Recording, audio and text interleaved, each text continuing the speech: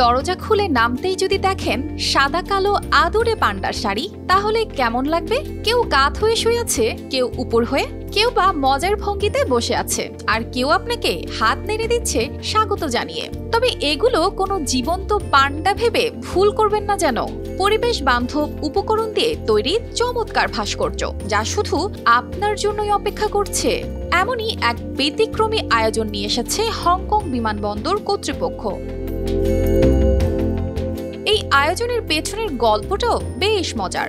সম্প্রতি হংকং এর ওশান পার্কে জন্ম নিয়েছে দুটি আরাধ্য পান্ডা শাবক। শাবকগুলোর মা ইং ইং বিশ্বের সবচেয়ে বেশি বয়সে প্রথমবার সন্তান জন্ম দেওয়া পান্ডা হিসেবে ইতিহাস গড়েছে। এই ঘটনাকে কেন্দ্র করে শুরু হয়েছে পান্ডা গো ফেস্ট HK, আর এই উৎসবের মূল আকর্ষণ 2500 পান্ডার ভাস্কর্য। ভাস্কর্যগুলো তৈরি হয়েছে পুনর্ব্যবহারযোগ্য উপাদান দিয়ে, রবারের ব্যারেল,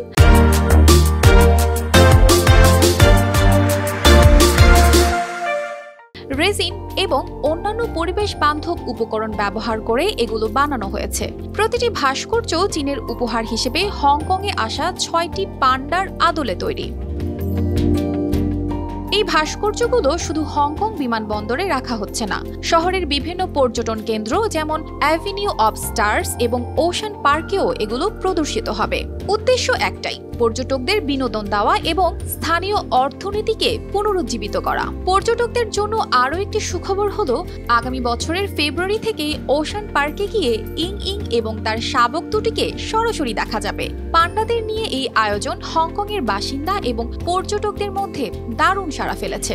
হংকং এর বাসিন্দারা মনে করেন এই উদ্যোগ শুধু একটি প্রদর্শনী নয়, বরং পরিবেশ রক্ষা ও শিল্পচর্চার এক অনন্য উদাহরণ। চীনের জাতীয় মাস্কট হিসেবে পান্ডা শুধু একটি প্রাণী নয়, এটি বন্ধুত্ব ও আনন্দের প্রতীক।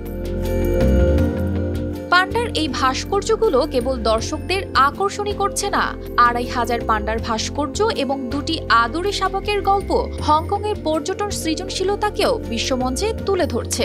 প্রকৃতি আর সৃজনশীলতার এই মিলন আপনাকে একবার হলেও ভাবাবে মানুষের হাতে কত কিছুই না সম্ভব। অর্পিতা জাহান, RTV।